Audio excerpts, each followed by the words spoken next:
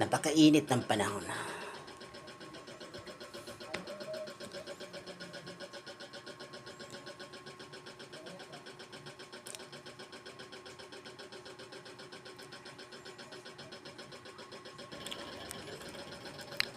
Ano kayo masarap gawin ngayon? Alam ko na, maligo ako ngayon sa dagat. Pupunta ako ng Basico Beach. Malamig ang dagat doon para mabawasan ang init ng panahon. Tama, maligo ako ng dagat.